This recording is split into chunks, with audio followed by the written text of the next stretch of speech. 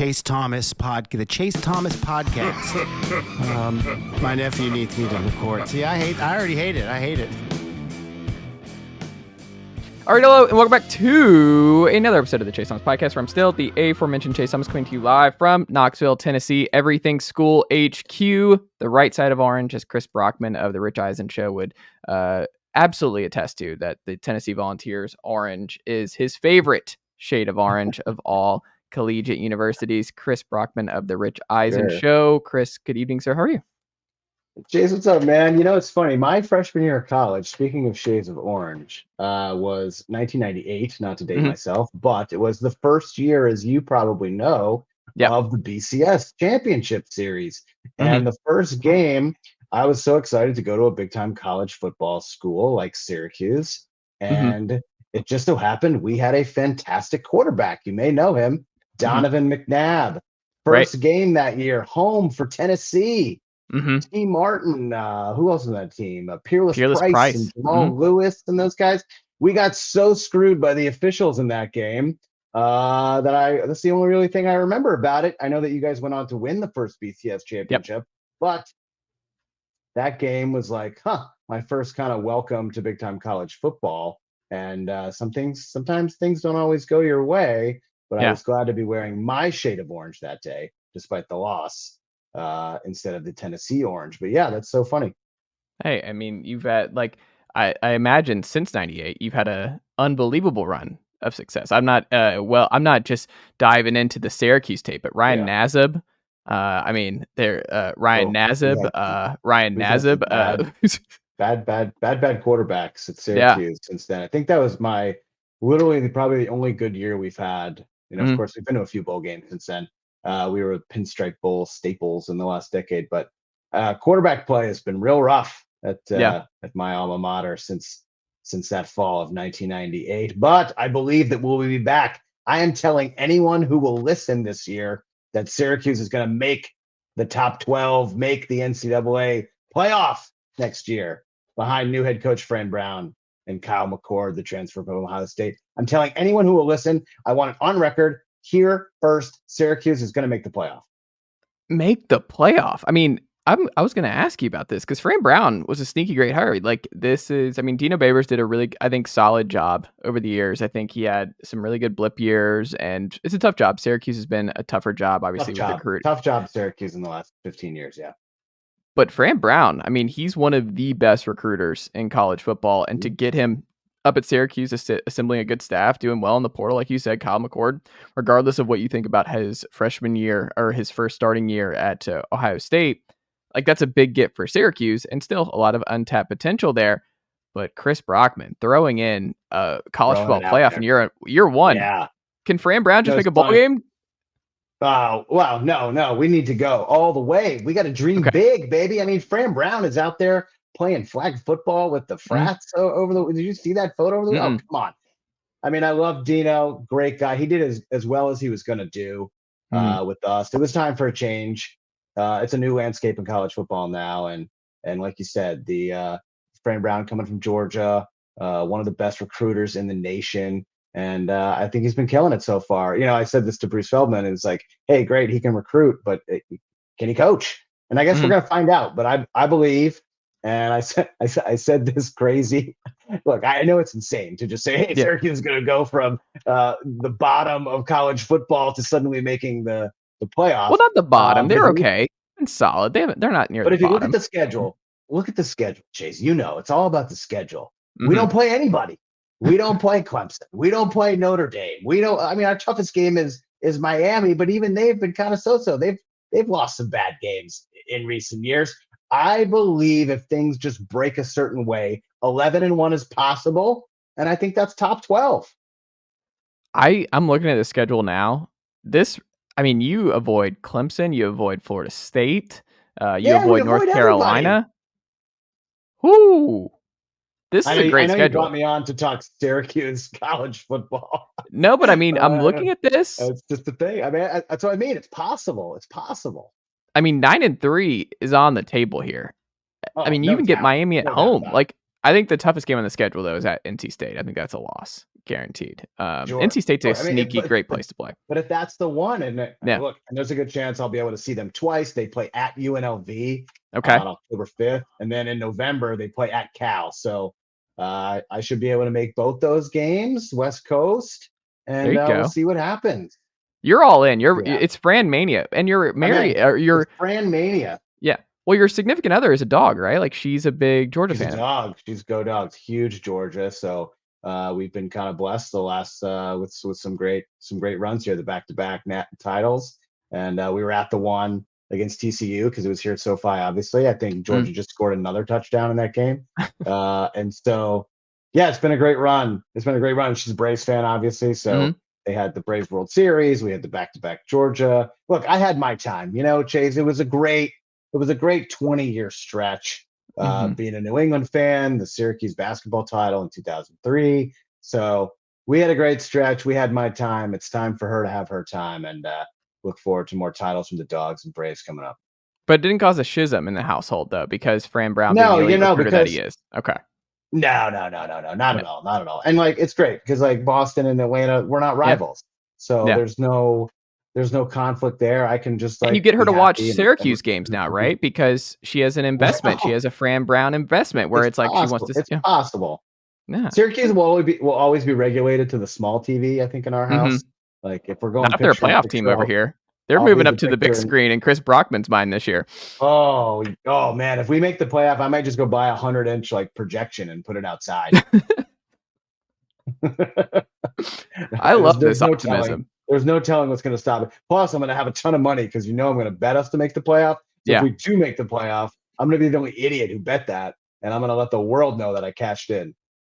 There you go. Better than me, where I 100% picked Tennessee 10-2 2 years ago, and the exact games and losses. So South Carolina on the road at the end of the year, and then splitting Bama and Georgia. And like that was one where Tennessee 3 years ago, they were the only top 10 team first year of Heupel to not win 10 games and have a top 10 scoring offense of all the Power 5 schools in there.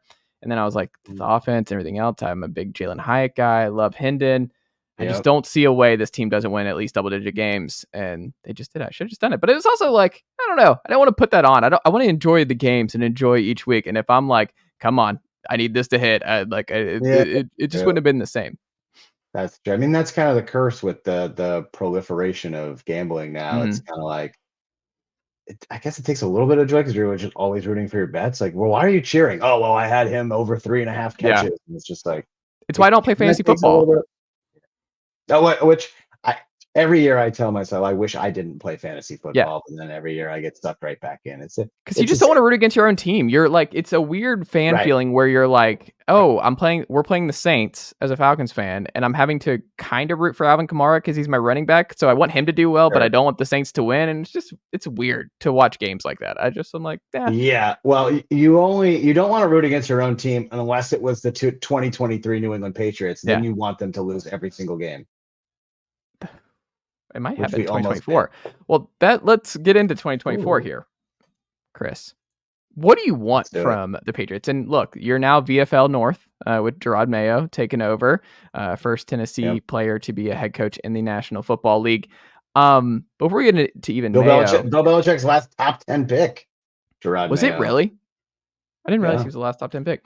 But when you look at how the Pats have handled this offseason thus far, do you like what they're doing? Do you like Wolf seemingly getting the reins here? Do you like the direction of the post-Belichick era thus far, or are you more concerned about how they've operated post-Belichick?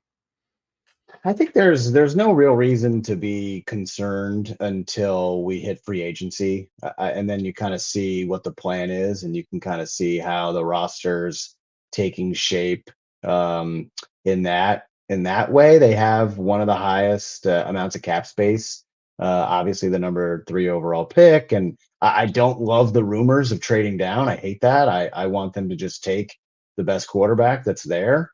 I wouldn't even mind if they traded up just to guarantee them to get one of those guys, either to get Caleb Williams. But look, I see a lot of the mocks now have Jaden Daniels moved up to number 3, and that's great. I think Drake. I think Drake May is amazing. I think kind of a tougher version of Justin Herbert in a way. Yeah. So I know he didn't have a great year this past year, but that really doesn't concern me. The dude has every tool that you'd want out of a franchise quarterback. And as we've seen in the NFL year in, year out, if you don't have a franchise quarterback, you have nothing.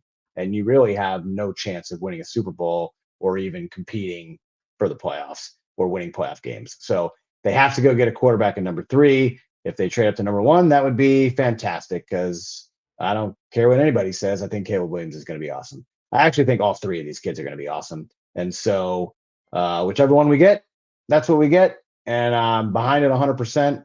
And let's lock and load and move on to 2024. I've been saying the last couple of years that it was just time for Bill to move on. It was just time for new voices, kind of a new direction with the franchise. 20 years is a long time to do anything. Mm. Own a car, live in the same neighborhood, be at the same job, and coach and run a football team. It's a long time. And so it's time for a new voice and a new direction. And I think Jerod's going to do great. Obviously, he learned from the master. He was a great player for the Pats for a long time. He was a great player at UT. And it would have been nice if they interviewed some other guys and just heard some other voices and maybe, philosophies and perspectives on coaching. I didn't like how it was rushed. It would have been nice if maybe they brought in Mike Vrabel for an interview or interviewed some of these other young offensive minds, Ben Johnson, Bobby Slowick, and on and on. But hey, look, they went with Jerod. That was the plan. That was the succession plan that was in place. And here we go. We're off and running. Free agency in a month, the draft in 2.5 months. Let's go. When you look at, because a lot of it too in coaching, it's just like, what kind of staff was Mayo going to bring? Was he going to be able to keep Steve Belichick, right? Where there was questions, because I think he was close with Steve, if I remember reading reports correctly. And it was like, oh, would Bill take Steve if Bill gets another job? And obviously Bill flirted with Atlanta and that did not come to be. But I mean, Steve's now DC with Jed Fish up there in Washington. But I think Brian, the other brother, is staying on as safeties coach? Or on the defensive staff, somewhere on the defensive staff, and title is, but so he's there. And then you look at the rest of that, because like you said, it's a QB friendly league. If you don't have a QB, none of this matters. Like, it doesn't matter how good of a coach Mayo is if you're still going into another year with Mac Jones and Bailey Zappi as your answers under center. We know how it's probably going to go in New England, but with a different quarterback and depending on what the rest of the staff looks like, then hey, the sky's the limit here with Mayo. But when you look at this final group, I mean, this is a really interesting group of coaches, and I didn't think Mayo would go this route. And I imagine a lot of Pats fans were kind of surprised at how filling the vacancies on this staff were. So was Van Pelt someone that you circled that you were like, oh, this could be good? I'm a fan here, or what do you think about Mayo's staff? I don't know. Like I said, I want to see what the roster is built around it. But yeah, Alex Van Pelt, kind of interesting. Okay. I mean, look, I think at this point, not Joe Judge is good, not Matt Patricia is good. I thought Bill O'Brien was gonna do a good job with Mac. I thought he was gonna get him kind of turned around and squared away. Look, I was probably overly optimistic heading into this past season. When you say overly optimistic, what did you think it was going to be for the Pats this year? I kind of thought they'd go 9-8 or something like that. I thought they would be around 500. I thought they had winnable games on the schedule coming into the year. I also just thought Bill O'Brien would provide kind of a steady hand and kind of get back to doing the things that Mac did well. Yeah. Didn't anticipate Ramondre Stevenson, injury regression, didn't anticipate, the kind of wide receiver group having a bunch of injuries. And, you don't expect on the defensive side, your first round pick to get injured and your defensive player of the year candidate to get injured and out for the year, Christian Gonzalez and Matthew Judon. You don't anticipate that. But on the offensive side of the ball, I guess I just didn't think that Mac would just completely lose it. Yeah. I'm watching Tiger Woods today at Riviera at the Genesis, and he shanks one on 18. Look, it happens to even the best players, but you don't expect, a guy in his third year who had such a good first year And then 2022 was just a disaster because of Bill's coaching decisions on the offensive side of the ball. But you don't expect him to just completely lose confidence. Yeah. And you saw it after the Indianapolis game overseas in Germany that it just wasn't going to happen. And he completely lost it. And it was probably never going to happen. And he would need a fresh start somewhere. And so, got to get different quarterbacks in there. Got to get a whole new room. Like, honestly, Bailey Zappi, fine, good kid, whatever. I wish him well. Can't have either guy on the team next year. We got to have a whole new quarterback room. Let's draft a guy at number 3. Let's draft another guy in the draft. Let's bring in a veteran who can kind of be that voice in there, kind of a quasi quarterbacks coach. And let's get a total fresh start. There were some flashes, but not enough. If you just watch the Pats every week, the offense was just such garbage, such hot garbage. It's a wonder they scored any points at all, to be honest. No joy. Well, I was right there with you. I don't know if you watched enough of the There Falcons was this no year. joy. It was rough. I got to say, and then it gets to the point. I forget what week it was when you're just like, oh man, this is bad. I think it was the Saints. It was the home game against the Saints where they got spanked. I don't know, it was 34-0 or something like that. And you're just like, oh, this season's over. You go down to Dallas and you get whooped. Well, that's kind of to be expected. Dallas was one of the best teams in the league in the regular season. But then you come home and you play New Orleans. You have a chance to kind of get back on track and see what you got. And to just completely no-show and get shut out, you're just like, oh, we need to lose every game now. we every game needs to be a loss. I'm openly rooting against this team, and because I want a high draft pick, we have to get one of the top 2 picks. And didn't expect Washington to just they lose 9 in a row to end the year. Yeah. And so you don't really see that coming. Yeah, I thought the Pats were in the driver's seat for at least the number 2 pick. But I don't know. People gave me a hard time on the show and on Twitter about it. Like, oh, what kind of fan are you? You're openly rooting for them to lose. I'm a realistic fan. I'll tell you exactly how it is. I always, err on the side of optimism. But when it's so clear and obvious that they're just a bad football team, why win? Why win 6 games? Just so you can have the 12th pick and have no shot at anything. Like, come on. Yeah. We're all or nothing.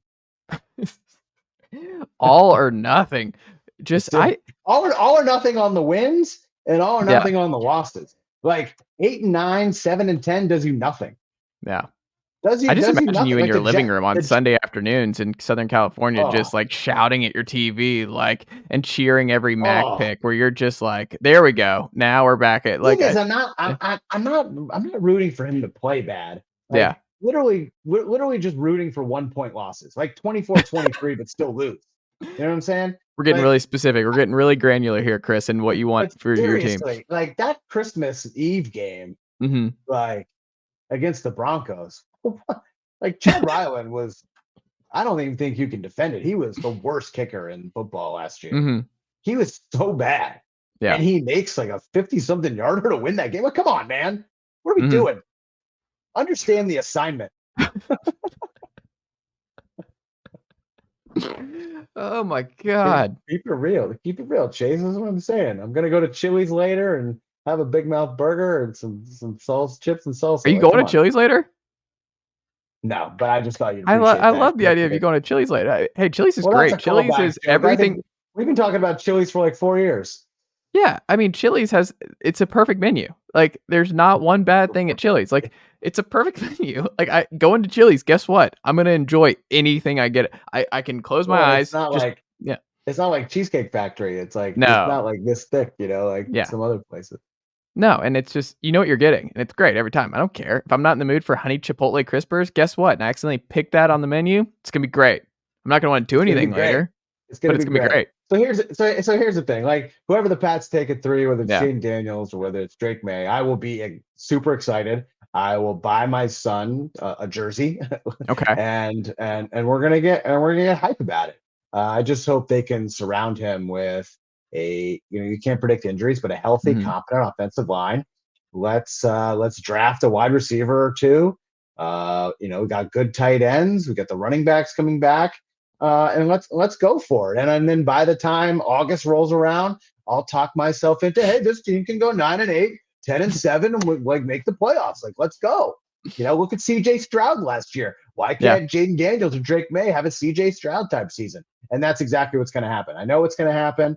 I'm already mentally prepared for it to happen. I just want to see them go out and like be bold, spend the money. You got the cap space.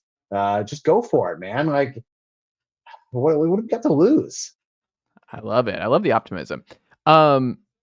Speaking of Belichick for a second, I was curious if, like, because there's the rumors this week about Belichick and Kyle Shanahan and the respect that Mike Shanahan and Bill Belichick have always had for one another.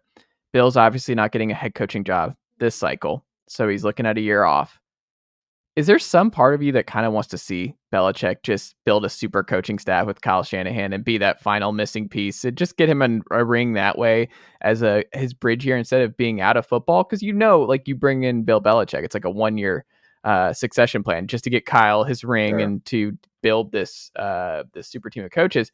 Do you kind of want to see that, or would you rather Belichick not go back to a DC role, or just wait for the Cowboys, which is what seemingly it is? Am I answering? Yeah, wait for the Cowboys. Am I answering this as me, or am I answering this as Kyle Shanahan? Because if I'm Kyle Shanahan, well, if I'm Kyle Shanahan, think about last year, 2023. Like, they lose 3 games in a row. What do you think is going to happen in the media if the 49ers, with Bill Belichick as defensive coordinator, suddenly lose 3 games in a row? And it's not because of the defense. It's because of Kyle's offense. Well, they're just all of a sudden it's gonna be like, maybe Bill should just be head coach. So I think if you're Kyle, you don't really want that. Same thing like we kind of mentioned on the show in jest too. The Cowboys, just hired Mike Zimmer as defensive coordinator, but they had that opening when Dan Quinn left for Washington. So it's like, oh, would Mike McCarthy bring in Bill? Well, why would he do that? Because the Cowboys opened the season 1-3. Suddenly it's like, well, maybe Bill should just be the head coach. So if you're those guys, there's kind of no upside. I don't think. I mean, I know they have a really good relationship, and Bill, look, for as bad as the Pats were this past year, the defense was balling. The defense was not the issue. It was clearly they couldn't score any points. You lose your 2 best defensive players, and you still, had really good data and analytics for your defensive side of the ball, in New England. But I think Bill's just gonna hang out. There's really no incentive for him to kind of do anything this coming year, unless look, I think it would be awesome. I kind of threw it out on Twitter a while ago. Now that with Saban and Carroll out, like, let's get the rings cast. Like, why can't Amazon pay I know Nick already said he's going to do some game day stuff, but why can't we have another alt cast on ESPN? Put it on ESPN News or something, or on ESPN Plus, like the Ringcast with Bill and Nick and Pete Carroll. How awesome would that be? Or, I said, I don't know what Herb Street's deal is, but why couldn't we have Bill with Al Michaels doing the Amazon Thursday night? I don't think people understand how great Bill is on TV. If you watch the NFL Top 100 thing from a few years ago, they won the Emmy. Like, Bill Belichick has a sports Emmy award at home for his analysis on that show. He was phenomenal with Rich and Chris Collinsworth. And I think Bill's best move, if someone's advising him, it's do some media this year, whether it's a studio show. You hear some rumblings that CBS might be shaking up their Sunday morning. Maybe he goes in there. Maybe Cowher retires and Bill takes over for a year or something. You're going to see Bill crush it in media this year. And everyone's going to realize how awesome and how great his personality is and how funny he is. Oh, he's not the guy, the grumpy dude from the press conferences. Yeah, no kidding. Like, because he doesn't have time for dumb reporter questions. He's there to coach football. And so you're going to see him crush it in the 2024 media season. And then it's like, Bill's back, baby. He's still got it. He's sharp. Doesn't matter how old he is. All right, there's going to be 8 new coaching spots. Bill's going to have his pick.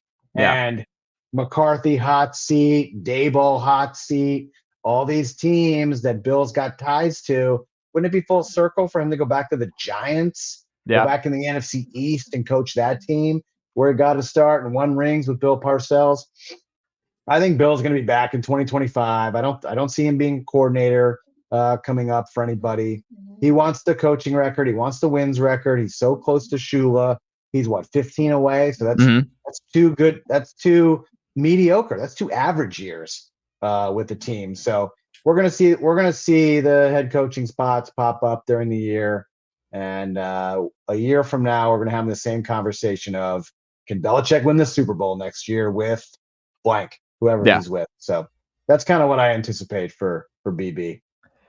I think that's fair. I just would also like, because this is like a rare opportunity where you could have the best offensive coach in football paired with the best defensive coach in football for 1 year, where Right. it's like, Right. is it where, like, what does that look like? Is it possible to beat a Shanahan Belichick dynamic where they both just completely Ooh. focus on one side of the ball and just, I don't know. I think that would just be such a cool subplot of the year if everyone, because they'd be villain number one, where everyone would win and all coaches and everything else of just like this super team. Ooh, that's interesting. Who do you think is villain number one in the NFL right now? Is it the Chiefs? No, the Chiefs Because they keep are. winning? Yeah, I think Patrick Mahomes is likable. I don't think anyone's really. There's I no totally Mahomes agree. fatigue yet. I think it's Now probably. you don't think so? Interesting. No, I don't think so. I mean, it was funny him at the parade. Yeah. Before tragedy struck, he was kind of saying everyone doubted us, and Mhm. he's talking about how he's now the villain on some of the pregame shows on Sunday. I just don't see Yeah, it. I don't really either. I think they're super likable. Andy Reid is maybe one of the most likable coaches we've ever had in the Yeah. NFL. Yeah, that they're a fun team. It's just, as a New England fan, you're just like, man, another team that's coming close, and now all the Mahomes Brady talk, which is so insane when you think about it. Yeah. Patrick Mahomes will literally have to have now that he has 3, he has to have Joe Montana's career just to Mhm. tie Tom Brady. Yeah. Think about how crazy that is. But so who do you think? I Who's would say villain number either one the in the NFL? Eagles. The Eagles Eagles. fatigue. So I think a lot of Sirianni rubbed a lot of folks the wrong way. Yeah. I think there was just an air of like, we're just running this back, even with the Super Bowl loss, we're still the best team in football. I think there was some. They were 10-1 before the wheels fell off. Exactly. So I think they I gave do some think vibes. Hurts is super likable, though, right? Don't you? Yeah. I just think it's. I don't know. I mean, it's tough. The Cowboys are always going to be in that top 3 villain category. Yeah. I think people enjoy watching the playoff failures for them. Maybe the Dolphins a Even little though bit. Dak is super likable, I love Dak.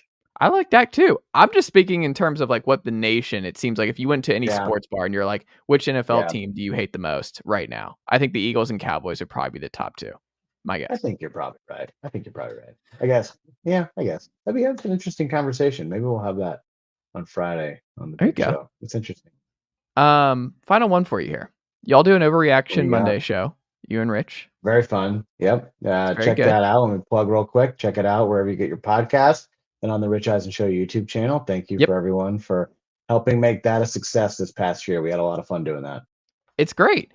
And I'm going to ask you, though. It's not an overreaction. It is your most measured, not an overreaction, Chris. Your most measured Super Bowl takeaway is what from Super Bowl Sunday? What's your most measured one? Most measured. So my most even, because I said a lot of dumb things after the Super Bowl because we're just trying to come up with fun topics. We're trying to guess what the shows are gonna talk about. Mhm. My most measured take is I understand Kyle Shanahan's point and logic for taking the ball first in overtime. Okay. I understand it. It makes complete sense. Mhm. What he said and his explanation. He said they talked about it before the season and that Mhm. they had this strategy the whole time. And so there was no real need to go over it before the game on Sunday. However, Mhm. if you do that, you have to score a touchdown. Yeah. No ifs, ands, or buts. If you decide to take the ball first because you win the coin toss in the playoffs in this new overtime structure, you have to score a touchdown, especially when you're playing against Patrick Mahomes, Mhm. because you know that he's going to score a touchdown Yeah. for sure. You have to at least assume that. It's like playing blackjack. Mhm. When you play blackjack and you get your 2 cards, you always have to assume that the dealer's down card is a 10. You Yeah. have to. Even when, statistically, of course, it's not always going to be a 10, but you have to assume it's a 10. So when you take the ball first in overtime, you have to assume that the other team is going to score a touchdown, especially when you kick a field goal. And what I really don't understand is that he was so aggressive on fourth down to start the fourth quarter. He went for it inside the red zone on 4th and 3. He went for it. So why wouldn't you do it again? And that way on 3rd and 4 in overtime, you can run the ball and get a little bit closer. Look, Christian McCaffrey had an awesome game. The first 80-80 we've ever seen in the Super Bowl, rushing yards, receiving yards. And you relied on him a lot on that overtime drive. Give it to him again. Let him see if he can get 1-2 yards closer. Maybe he gets a first down on 3rd and short. Come on. Got to do it. You got to go for it. It's Patrick Mahomes over there. You got to score a touchdown. And then if they come back and answer you, great. And then they go for 2 and they get it to beat you by 1, great. They deserved it. But at least you gave it all. And you left it all out there. That's my most measured take. Like, I totally understand what he was thinking. Yeah. I totally get it. You want the ball. You want to make sure you have the 3rd possession. So it's sudden death, the first possession of actual sudden death. But there's no 3rd possession factor. If the game ends on the 2nd one. Like if the game's over on the 2nd possession, there's no 3rd. So you kind of screwed that up. I totally understand. I totally understand what he was doing. You just have to score a touchdown on that first drive. I think especially like 4th and 3 inside the 10. Like even if you don't get it, make Mahomes go 90. Like make him go 90. But look, and Bucker, let's hat off to that dude. He was awesome in that game. So you got to assume that he could probably kick a 60-yarder to win the Super Bowl, and then maybe he's MVP. Who knows? But you got to at least put him in that situation where they have to get 60 yards to put him even in field goal range. Like they would have been inside the 10, maybe close to the. So I don't know. It's too bad because you feel for Kyle because he's such a good coach. Yep. And I really enjoy and agree with the take that a lot of people have had this week that he's in his Andy Reid era of coaching right now, the Andy Reid Philadelphia Eagles era of coaching, where he's come so close, a few times now, 2 Super Bowl losses as head coach and, as OC with Atlanta. Well, hold on. We don't have to get on that, right, Chris. I don't know what you're talking about. I don't. Of course not. Of course not. We don't. That's something we do not talk about in my house. Whereas Andy Reid, remember his early Eagles days, they went to the 4 straight championship games and lost the Super Bowl to the Patriots by a field goal. So he's going to win one. I'm fully confident. If I was going to put a futures bet on Kyle Shanahan to win a Super Bowl, I would totally do it, and I would expect that to pay off at some point because he is such a great coach as an offensive mind. He's 44 years old.